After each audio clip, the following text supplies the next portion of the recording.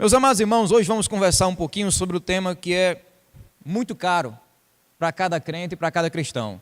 Nós vamos falar um pouquinho sobre a temática da adoração. A adoração é a razão de nós estarmos aqui nesse culto.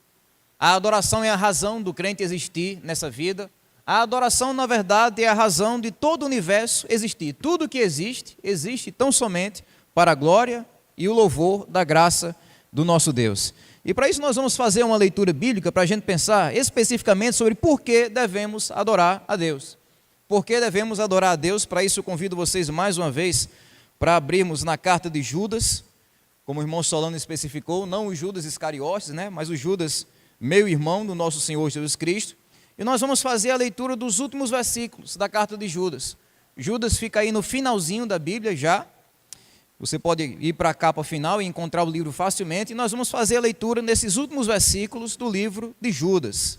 Judas, capítulo 1, vamos ler do versículo 24 ao versículo 25. A palavra de Deus diz assim: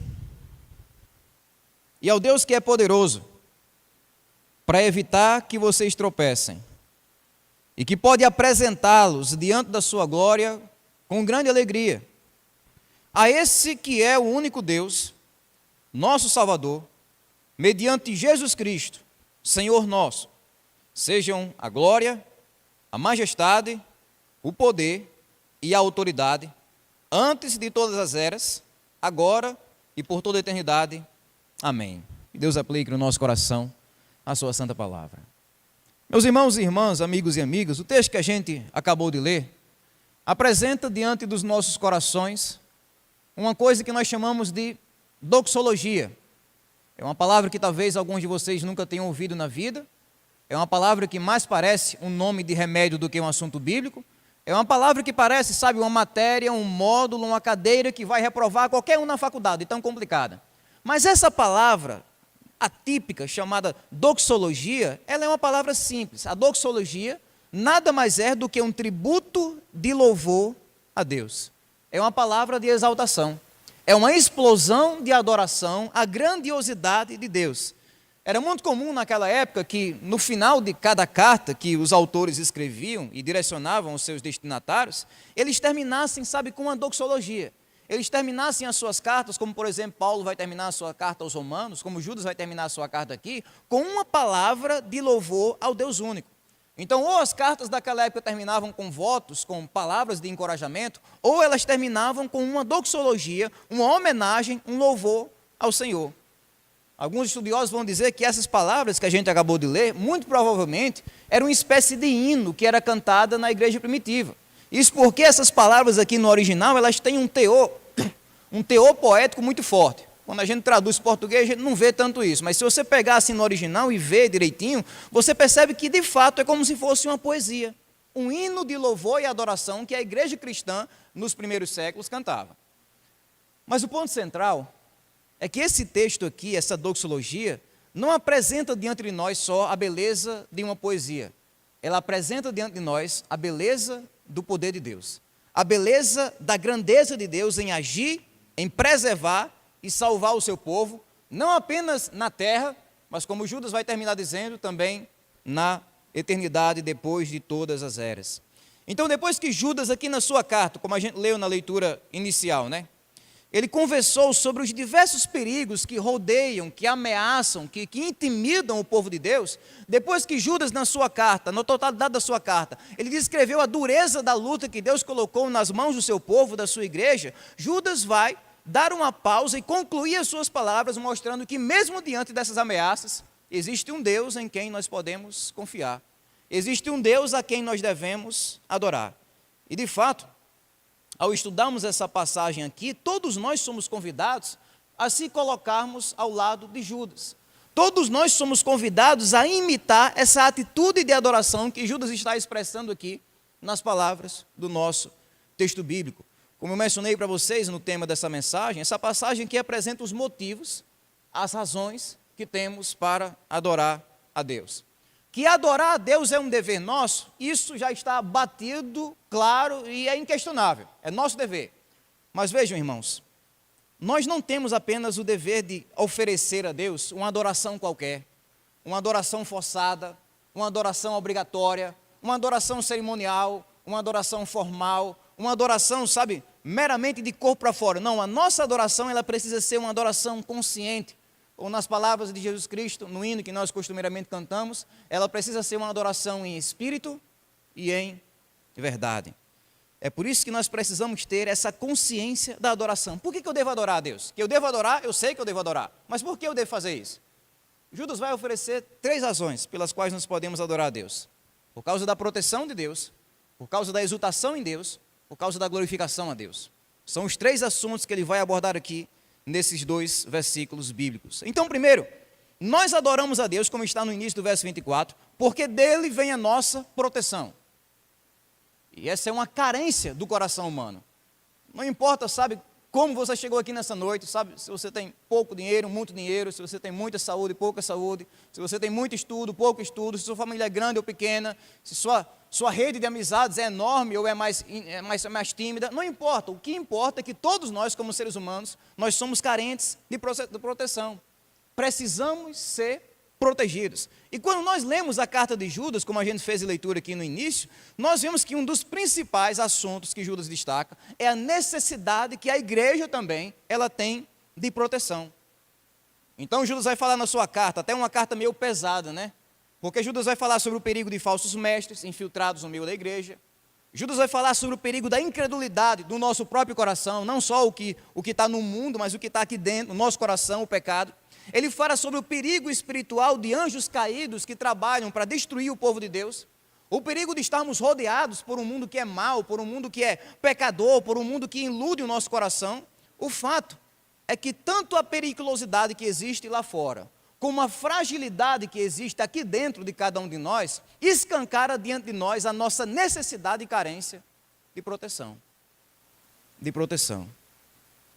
Isso não era verdade apenas naquela época, mas continua sendo verdade em nossos dias.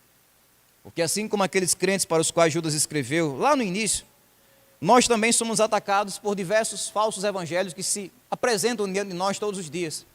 Nós também somos atacados por diversas ideologias que não têm absolutamente nada a ver com a verdade de Deus. Nós também somos atacados com uma variedade de tentações que querem arrastar o nosso coração para longe da presença, da vontade e do querer de Deus para a nossa vida. O mundo é mau, o diabo é sagaz, a apostasia é tentadora, os falsos mestres são numerosos e nós somos vulneráveis diante disso tudo por nós mesmos. Mas a verdade encorajadora que Judas está trazendo aqui no texto, diante disso tudo, é que Deus está disposto a proteger a sua igreja. Deus está disposto a proteger o seu povo. É isso que livra a gente do desespero. Por que o crente ele consegue, sabe, viver no mundo com tranquilidade? É porque ele não enxerga os perigos da vida, ele enxerga com claridade, com mais claridade do que qualquer outra pessoa, os perigos da vida. Mas ele enxerga com uma claridade maior ainda a grandeza do seu Deus. O Deus que está disposto a protegê-lo. É por isso que nós nos livramos do desespero, é porque sabemos que o Deus que mora dentro de nós, ele é maior do que qualquer perigo que está fora de nós, que está nos rodeando. Essa é a nossa confiança. Não vem da gente acreditar em nós mesmos, como o evangelho coach por aí afora ensina. É você acreditar em si mesmo, porque você pode, você vai se superar, você é o máximo, você é nota 20. Não, não é você confiar em si mesmo, mas é você confiar tão somente em Deus, como seu protetor, como seu ajudador. Porque como está em Jeremias, capítulo 17, versículo 5. Assim diz o Senhor: maldito aquele que confia no ser humano. Não é só tolo, não é só iludido, ele diz maldito. Maldito aquele que confia no ser humano e faz da carne mortal o seu braço, e cujo coração se desvia do Senhor. Ou seja, colocar a confiança do nosso coração em qualquer outra coisa que não seja Deus, é se colocar debaixo de maldição. Sabe, é se colocar num lugar onde estamos nos desviando da presença do Senhor. É por isso que não dá para a gente confiar em nós mesmos para lidar com as dificuldades da vida. Não dá. A gente precisa colocar a nossa confiança nesse Deus que é disposto a nos proteger. Mas não só disposto. Outra coisa que Judas vai dizer aqui, além de Deus ser disposto em proteger o seu povo, é que Deus é capaz. É capaz. Ele não só pode, ou quer proteger você, mas ele é capaz de fazer isso. O texto na Almeida Revista Atualizada, eu gosto muito da tradução dela nesse ponto, porque ela traz assim: Deus é poderoso para vos guardar. A ênfase de Judas aqui é o quê? É na capacidade de Deus, é na força de Deus, é na aptidão de Deus em oferecer toda a segurança que o seu povo precisa nessa terra. O que Judas está mostrando aqui para nós, ao dizer que Deus é poderoso para guardar, é que o poder de Deus não é um poder questionável, é um poder confiável. Não é um poder que a gente questiona, sabe? Que a gente pede explicações, é um poder que a gente simplesmente confia todas as vezes que colocamos a nossa cabeça no travesseiro à noite para dormir. Porque Ele é capaz de guardar o seu povo. Veja, irmãos, no contexto aqui da carta, Judas ele já tinha usado essa palavra guardar para outros versículos. Quando Judas utilizou, por exemplo, no versículo 6, no versículo 13 também, essa palavra guardar, ele falou sobre a capacidade de Deus guardar não os crentes, mas de Deus guardar os ímpios. Ele vai dizer no versículo 6 e 13 que Deus é aquele que guardou os anjos caídos para que eles sejam sentenciados no juízo final. É como se Judas estivesse mostrando aqui o poder que Deus tem de garantir que todos os pecadores, todos os anjos caídos, eles sejam responsabilizados por aquilo que fizeram. Ele guarda esses anjos e tem poder para fazer isso. Uma espécie de prisão preventiva divina. Mas aqui no texto, quando Judas fala sobre o guardar de Deus com relação ao seu povo e à sua igreja, ele não está falando que Deus guarda o seu povo para garantir a condenação. Deus vai mandar o seu povo na prisão para garantir que no fim da história eles sejam condenados, destruídos. Não é isso. A palavra guardar aqui agora mostra uma outra faceta do poder de Deus, que é o poder de Deus garantir não a condenação do seu povo, como acontece com os ímpios e anjos caídos, mas sim a salvação do seu povo. Deus é poderoso para guardar o seu povo. Ou seja, a grande beleza de acreditar no Evangelho é que nós olhamos para o poder de Deus e esse poder não é mais uma ameaça para nós. Antes era. Antes de ser crente, a minha maior ameaça, sabe qual era a maior ameaça da minha vida antes de ser crente? Era o poder de Deus, porque era aquele poder que ia me esmagar no inferno, que ia me guardar para eu ser responsabilizado ali no juízo final. Mas agora, em Cristo, que os meus pecados, que os nossos pecados foram cancelados, o poder de Deus é um conforto, é um encorajamento. O Deus que preserva o seu povo, não para a destruição, mas sim para a salvação. A Bíblia toda fala disso. Em Isaías, por exemplo, capítulo 26, verso 3, Deus é apresentado como aquele que guarda o seu povo em perfeita paz. 2 Timóteo, a última carta que Paulo escreveu, se aproximando da sua morte, 2 Timóteo 1:12, Paulo diz que Deus é capaz de guardar o nosso depósito até aquele dia, até o dia do juízo final, onde seremos finalmente salvos e recompensados por Deus. O fato, meus irmãos, é que de capa a capa a Bíblia apresenta um Deus que é capaz de guardar, é um Deus capaz de proteger o seu povo. Mas não só isso. Outra coisa que Judas vai dizer aqui, não é só que Deus ele é capaz, mas também que ele é eficaz no proteger do seu povo. Ele sabe fazer isso, ele pode fazer isso e ele consegue fazer isso. Deus é poderoso, diz o texto no verso 24 ainda, para evitar que vocês tropecem. Vocês sabem, irmãos, que uma das formas mais comuns da Bíblia descrever nosso relacionamento com Deus é ilustrando com uma caminhada, sabe? Amar a Deus, servir a Deus, conhecer a Deus, é ilustrado na Bíblia com uma pessoa que está caminhando com Deus no seu dia a dia, uma caminhada. Nesse sentido, pecar, desobedecer a Deus, é como você tropeçar nessa caminhada, é como você cair nessa caminhada. É essa imagem aqui que Judas está usando para descrever uma pessoa que está tropeçando na fé. Ele não está falando aqui de uma queda física, ele está falando aqui de uma queda espiritual. Ele está descrevendo aquela pessoa que estava caminhando, entre aspas, com Deus, mas tropeçou, caiu e permaneceu no chão. É aquela pessoa que se entregou completamente aos seus próprios pecados. Como vemos acontecer no decorrer da fé. É o que mais vê, são pessoas que um dia estiveram aqui com a gente, e agora tropeçaram, elas não estão mais amando, servindo, conhecendo, reverenciando a Deus, ou honrando o testemunho de Deus, elas tropeçaram na fé. Tropeçaram. É sobre esse tipo de perigo que Judas está falando aqui, pessoas que se desviam da fé. Não é só pecados isolados, sabe, tropeção aqui e acolá, não, é o perigo de abandonar Deus por completo. Sem sombra de dúvidas, esse é um dos medos que, vez por outra, visita o coração do crente. Sabe, às vezes nós olhamos para o nosso coração frágil, nosso coração humano, nosso coração ainda com resquícios da natureza do velho Adão, e aí a gente sente dúvidas. a gente sente tristezas, a gente sente, sabe, medo, a gente sente o receio de não conseguir completar a nossa caminhada cristã, a nossa caminhada com Deus. A gente sente o receio, como o Judas está dizendo aqui, de tropeçar na fé, mas é nesse ponto aqui que Judas conforta o nosso coração com essa promessa. Deus é capaz de garantir que cada um dos seus filhos permaneça na fé, continue caminhando sem tropeçar. Deus é capaz de fazer com que o seu povo venha evitar a apostasia. Ele não só quer fazer isso, está disposto a fazer isso, ele não só pode fazer isso, mas ele vai fazer isso. Porque a proteção de Deus é eficaz. Os ímpios não. A Bíblia diz que no caso dos ímpios, Deus faz eles tropeçarem. A Bíblia diz que no caso dos ímpios, Deus coloca armadilhas na caminhada deles. Mas no caso do seu povo, no caso da igreja, Deus não coloca as armadilhas diante de nós. Deus faz é retirar as pedras. Deus faz é limpar o nosso caminho para que a gente possa andar firmemente. E essa é a nossa segurança, irmãos. É a segurança de que a gente não só começou na fé, mas vai terminar na fé.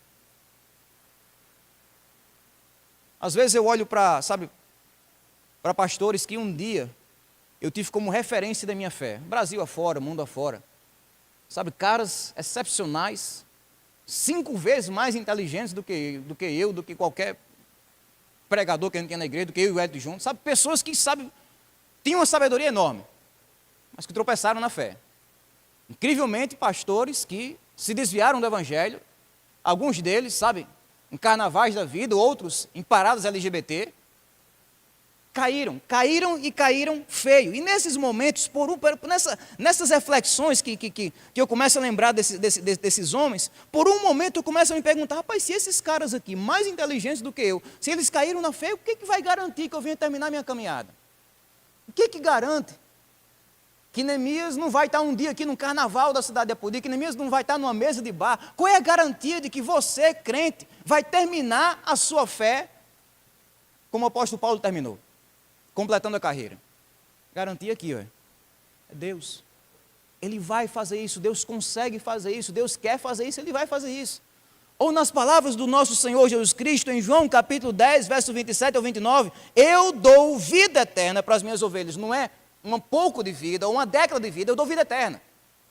Vida eterna para as minhas ovelhas, jamais perecerão, e ninguém as arrebatará da minha mão. Aquilo que meu Pai me deu é maior do que tudo. E da mão do Pai, ninguém pode arrebatar. Isso aqui é a nossa confiança. É a nossa segurança. Não é a gente olhar para a nossa inteligência, para a nossa religiosidade, para a nossa dedicação, mas é a gente olhar para Deus, para a força de Deus em nos preservar. Nós não somos pessoas fortes, trabalhando, para completar a nossa salvação e carreira diante de Deus. Não, nós somos pessoas fracas que confiamos em um Deus forte. É diferente. É diferente. É claro, meus irmãos, que isso não é uma desculpa para o desleixo. Nós não podemos olhar para uma verdade como essa, por exemplo, e baixar nossa guarda. E viver agora, ao Deus dará, colocar nas mãos de Deus, cruzar os braços e esperar porque Ele vai completar a salvação, a carreira e por aí vai. Não, longe disso. Essa certeza do guardar de Deus não é nunca uma desculpa para o crente desleixar. Se Deus vai me guardar, se eu vou ser salvo até o fim da vida, então eu vou deixar esse negócio de ir para a igreja, de ler a Bíblia, de orar, de jejuar, de dar testemunho, de evangelizar, de servir na igreja. Eu vou deixar isso de lado, de me santificar. Não tem para que não, porque o pastor pregou lá domingo, Deus guarda. Não é assim não. Não é uma desculpa para a gente desleixar, pelo contrário. Quando a gente olha, por exemplo, para a carta de Judas, nós vemos que antes de Judas dizer isso aqui, de Deus guardar o seu povo, o que foi que Judas diz no verso 21? Guardem-se no amor de Deus. Antes de Judas mostrar a grandeza de Deus em nos sustentar, ele mostrou a nossa responsabilidade em lutar pela nossa fé. A fé que de uma vez por todas foi entregue aos santos. E esse é o equilíbrio. Ao mesmo tempo que o crente tem ciência de que Deus é poderoso para guardar e ele permanecer salvo na sua caminhada sem tropeçar até a morte chegar, ele toma também todas as providências necessárias ao seu alcance para que isso aconteça. Para que isso aconteça. Nós sabemos, por exemplo, que Deus ele protege de heresias. Mas, irmãos, se a gente não estudar a Bíblia, numa escola bíblica dominical, num culto de doutrina, pessoalmente em casa, num culto como esse, se a gente não estudar a Bíblia, facilmente nosso coração vai ser levado por todo tipo de vento de doutrina. A gente tem a consciência clara de que Deus é poderoso para nos livrar de doenças, mas se a gente não cuidar da nossa saúde, a gente vai procurar sarna para se coçar. A gente tenha consciência clara de que Deus nos protege do pecado, mas abandone sua vida de oração, confiando nisso. Deixe a vida devocional de lado. O que vai acontecer é a queda no pecado, nas tentações. Por quê? Porque nós devemos, de fato, confiar no poder de Deus, mas ao mesmo tempo que a gente confia, a gente se esforça. Como Noé fez.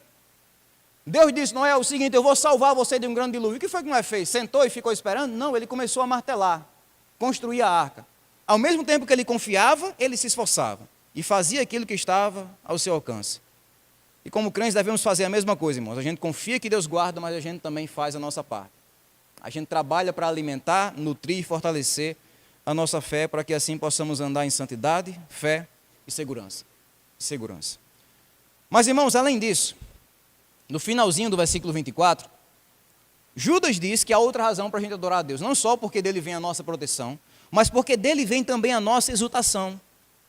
Ele diz assim no verso 24, finalzinho, ele pode apresentá-los diante da sua glória com grande alegria. Depois de falar sobre a capacidade de Deus guardar o seu povo, ele fala aqui sobre outra capacidade. Deus também tem poder para apresentar o seu povo. Geralmente, quando a gente escuta a palavra apresentação, nós pensamos em uma pessoa que está sendo apresentada para outra, né? Está aqui o nome da pessoa, onde ela nasceu, onde ela cresceu, suas habilidades, seu currículo, por aí vai. Às vezes, por exemplo, a gente sobe aqui para o púlpito para apresentar para a igreja um pregador convidado. Ele veio de tal cidade, ele pastoreia tal igreja, ele se formou em tal escola de ensino. É como a apresentação geralmente acontece em termos humanos, né? Mas aqui, quando Judas fala de Deus apresentar, ele está falando sobre um evento diferente. Quando Judas diz que Deus apresenta o seu povo, não quer dizer que nós, como igreja, vamos ser apresentados para os anjos, vamos ser apresentados para os anjos caídos, vamos ser apresentados para o mundo. Não. Judas diz que Deus ele vai nos apresentar diante da sua glória. É como se nós fôssemos apresentados por Deus e para o próprio Deus. Uma autoapresentação. Deus nos coloca lá diante dele e ele mesmo está ali, sabe, para examinar a nossa vida. É tanto que Judas vai descrever aqui o local onde essa apresentação acontece, né? Diante da sua glória, ou seja, no céu, no último dia, no juízo final, no fim do mundo, o momento em que nós estaremos diante da glória mais estrondosa do universo. A glória de Deus. E é tanto que a palavra diante aqui no texto original tem um sentido de ser examinado. É o momento em que os crentes eles vão ser colocados diante do olhar perscrutador de Deus, examinando eles. Mas para nossa surpresa, essa apresentação vai acontecer, sabe, em alegria. Porque nós estaremos lá perfeitamente limpos, perfeitamente santos. É tanto que, novamente, ao meio da revista atualizada, diz assim, para vos apresentar imaculados diante da sua glória. Nós estaremos lá como igreja, no juízo final, mas completamente santos, completamente perfeitos. O mesmo Deus, então, que providenciou a salvação e nos absolveu dos nossos pecados, é o Deus também que vai atestar a nossa inocência e justiça no juízo final. Porque estaremos lá imaculados. Seria blasfêmio eu dizer isso aqui para vocês, se a Bíblia não dissesse. Mas é o que a Bíblia diz. A mesma palavra imaculado aqui, que se refere à igreja, se refere também a Jesus Cristo. Uma perfeição tão limpa quanto a perfeição de Cristo. A mesma forma que os sacrifícios no Antigo Testamento eram apresentados sem manchas, como está em Êxodo 29. Da mesma forma que Jesus se apresentou para Deus sem manchas, como está em Hebreus 9. Assim também o crente e a igreja vai estar lá diante de Deus sem manchas. Perfeitamente santo diante do juízo de toda a terra. Ou nas palavras do apóstolo Paulo, em Efésios capítulo 5, versículo 27, ele diz que Jesus vai nos apresentar a si mesmo. Olha só o que Jesus faz. Ele vai nos apresentar a si mesmo. Está aqui, ó, minha igreja. Para quem é que eu estou apresentando? Para mim mesmo. Eu quero ver a minha igreja, eu quero ver a beleza que eu trouxe para a minha igreja. Ele vai nos apresentar para si mesmo como igreja gloriosa, sem mancha, nem ruga, nem coisa semelhante, porém santa e sem defeito. Santidade perfeita. Irmãos, é aqui onde nasce a alegria. Eu sei que a narrativa que a gente costuma ouvir no mundo é que a alegria nasce no dinheiro, a alegria nasce em bens materiais, a alegria nasce em posição, a alegria nasce em conhecimento, a alegria nasce num relacionamento humano, mas a alegria em termos bíblicos, ela nasce na santidade. A medida da alegria do nosso coração é dosada pela medida do nosso relacionamento com Deus, está em santidade com Deus. É tanto que aqui o apóstolo, o Judas, ele vai falar sobre essa apresentação, sendo acompanhado por uma alegria colossal. Com grande alegria, não é com alegria fraca não, é com grande alegria. É como se Judas estivesse aqui destacando esse laço inquebrável que existe entre a nossa alegria e a nossa santidade. Como eu estava dizendo para os jovens aqui ontem à noite, nós não temos de escolher entre a nossa diversão e a nossa obediência. Nós não temos de escolher entre a nossa, entre a nossa exultação e a nossa santificação. Ou eu sou santo ou eu sou alegre. Biblicamente isso não existe. Não existe, não é uma escolha. Porque quando eu ando em santidade, quando eu ando em pureza, automaticamente a alegria vai aparecer no meu coração. E essa é uma verdade ainda mais gritante no juízo final. No juízo final nós vamos ter dois grupos de pessoas. Só dois grupos de pessoas. Aquele grupo que vai estar completamente aterrorizado diante de Deus, do poder de Deus, da ira de Deus, da justiça de Deus, e aquele grupo que vai estar completamente extasiado de alegria diante da salvação de Deus. Há apenas esses dois grupos de pessoas e a igreja faz parte desse segundo grupo. Porque, irmãos, é isso que define a nossa identidade. Nós estaremos lá no céu e na eternidade perfeitamente alegres, porque estaremos perfeitamente santos. Perfeitamente santos. É por isso que toda vez que a Bíblia fala do céu, fala como se o céu fosse uma festa, né? Porque de fato é uma festa, é uma alegria. Sabe, a gente lê Lucas 15, por exemplo, a gente vê as figuras que Jesus usa, do pai festejando com o seu filho, a gente vê a figura daquela mulher festejando com as suas amigas pela dracma, pela moeda que ela achou, sabe? Porque isso é o céu. É canções, é alegria, é pulos de felicidade, é louvor, é abraços, é alegria e exultação na presença de Deus.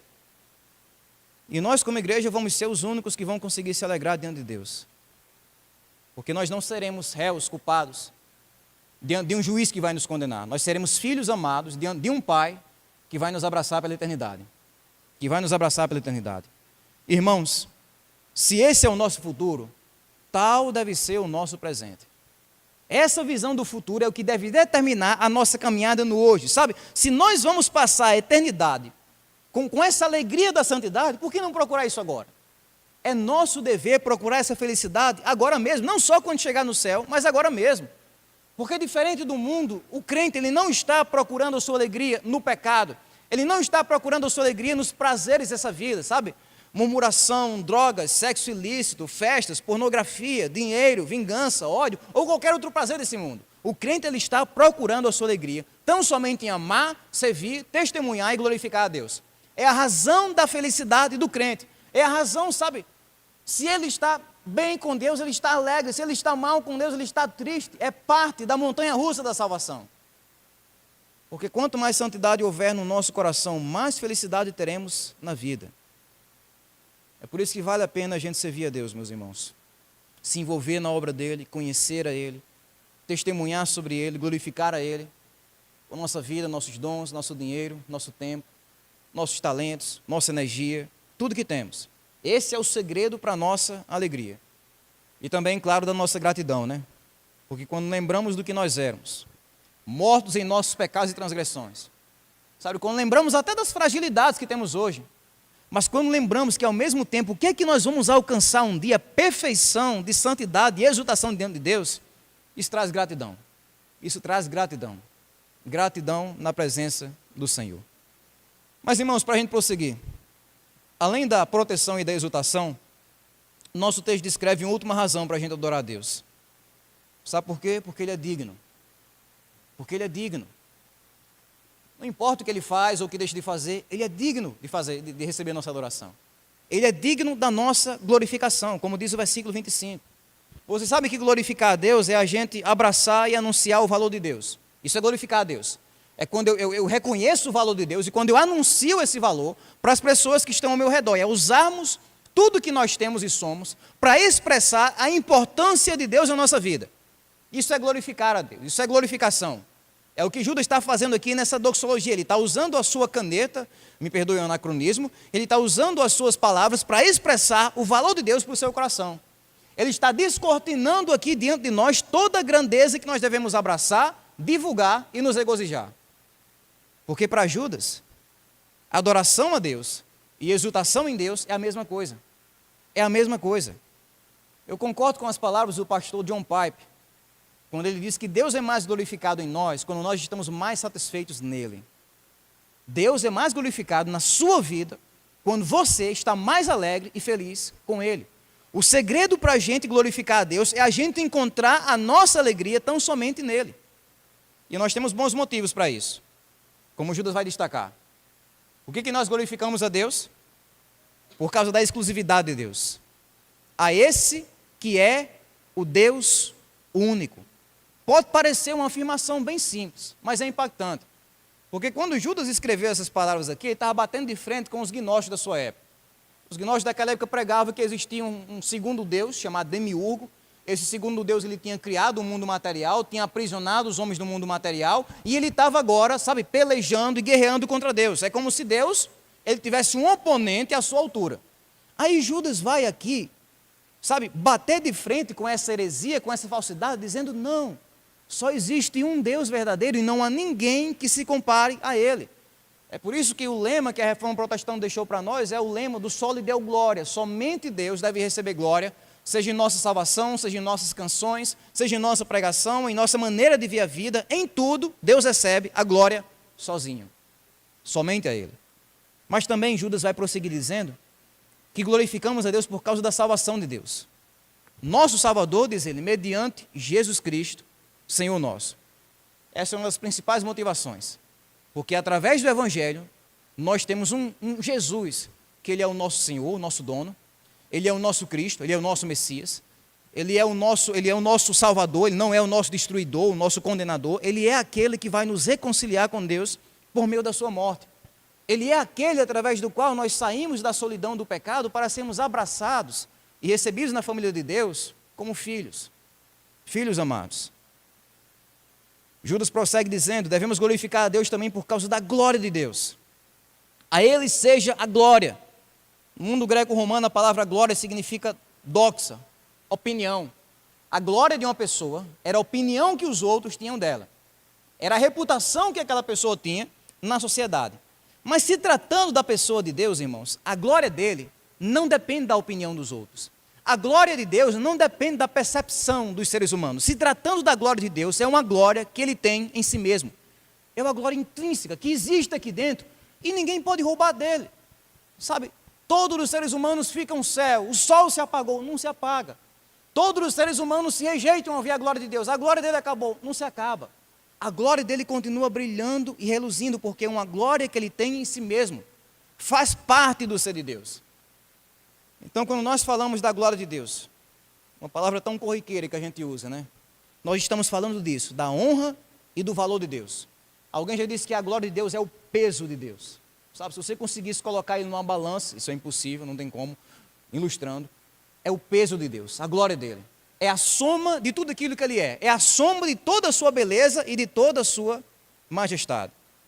E de fato, é como Judas continua dizendo, ao Deus único seja a majestade, ou seja, Ele é o Rei que está acima de todos os reis, Ele é o Rei cuja majestade é incomparável, que está entronizado nas alturas, e também por causa da soberania de Deus. Judas diz, a Ele seja o poder e a autoridade. São duas palavras que significam a mesma coisa. O poder é a força de Deus. Tudo que Deus quer fazer, Ele tem força para fazer. Ele tem força. A autoridade é a liberdade que Deus tem de fazer o que quer. É quase a mesma coisa. Ele pode fazer tudo o que Ele quiser e Ele tem o direito de fazer o que Ele quiser. Ou seja, nada pode afetar a superioridade de Deus. Ele é soberano. Ele é soberano. Não há ninguém que possa segurar a mão de Deus e dizer, o que o Senhor está fazendo? Por que o Senhor fez isso? Por que o Senhor demorou? Por que o Senhor se apressou? Qual é a sua motivação? Não há ninguém que possa questionar, porque nele está o poder, nele está a autoridade. Ele é o governante supremo. Não só da história do mundo e do universo, mas da nossa história. Da minha e da sua história. Cada lugar onde você pisou ou deixou de pisar, tudo estava orquestrado por esse poder, por essa autoridade infinita de Deus. E em último, Judas vai dizer que devemos glorificar a Deus por causa da eternidade dele.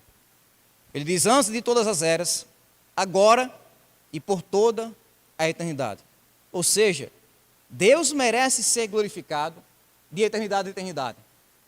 Passado, presente, futuro e eternidade, seja lá o que for que a gente consiga conferir essa palavra, tudo isso é pouco para a gente devolver a Deus a glória que Ele merece. Tudo isso é pouco.